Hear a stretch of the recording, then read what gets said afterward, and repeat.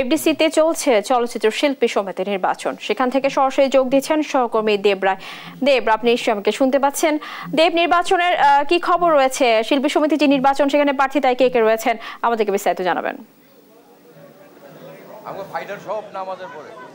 স্নেহা, আপনাকে ধন্যবাদ। এই মুহূর্তে দাঁড়িয়ে আছি বিএফডিসিতে এবং আপনারা জানেন যে আজকে কিন্তু আসলে চলছে 2024 এবং 26 মেয়াদের নির্বাচন। সেই 2024-26 মেয়াদের নির্বাচনে কিন্তু দেখছি আমরা ভোট গ্রহণ চলছে এই মুহূর্তে এবং সকাল 9টায় শুরু হওয়ার কথা থাকলেও সেই ভোট গ্রহণ কিন্তু আধা ঘন্টা পিছিয়ে 9:30টায় শুরু হয়েছে। এখন কিন্তু বেলা বাড়ার সঙ্গে সঙ্গে যে শিল্পী প্রার্থীরা আছে তারা কিন্তু আসছেন, এক এক করে ভোট দিচ্ছেন। আমরা একটু আগে দেখেছি নির্মাতা কাজী হায়াত এবং তার পুত্র চিত্রনায়ক কাজী মারুফ প্রবেশ করেছেন এবং সকালের দিকে আমরা দেখেছি আসুজ্জামান নূর, তিনিও কিন্তু আসলে ভোট দিয়ে গিয়েছেন এবং সুচরিতা থেকে শুরু করে বেশ কয়েকজন গুণী অভিনয় শিল্পী তারা সকালে এসেছেন। এবং যারা আসলে এবার নির্বাচনে দাঁড়িয়েছেন, একটু যদি ভিতরের পরিবেশ আপনাদেরকে দেখায়, যারা নির্বাচনে দাঁড়িয়েছেন তারা কিন্তু দু পাশে দাঁড়িয়ে একজন অন্যজনের সঙ্গে করমর্দন করছেন এবং যারা আসলে ভিতরে প্রার্থী হচ্ছেন, ভোট দিতে যাচ্ছেন, তাদেরকে নিজেদের দিকে টানার একটি চেষ্টা করছেন এবং নানা উন্নয়নের কথা বলছেন, শিল্পীদের পাশে থাকার কথা বলছেন। একটু যদি ভিতরের দিকে আপনাদেরকে আমরা নিয়ে যাই, যে দেখাচ্ছেন যে পুলিশের একটি কড়া নিরাপত্তা ব্যবস্থা কিন্তু আমরা জানি এই মুহূর্তে আছে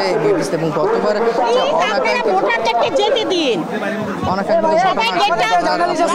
কিন্তু অনেক কিন্তু ঘটনার পর কিন্তু এবার আসলে কড়া নিরাপত্তা ব্যবস্থা আসলে দাঁড় করেছে। আমরা যদি একটু কথা বলার চেষ্টা করি, রত্না কিন্তু আছে আমরা লাইভে আছি, একটু কথা বলি আপনার সাথে। কেমন? এই তো অনেক সুন্দর আনন্দ, হ্যাঁ দেবে আনন্দ মুহূর্তে একটা পরিবেশ ভালো লাগছে, অনেক সুন্দর।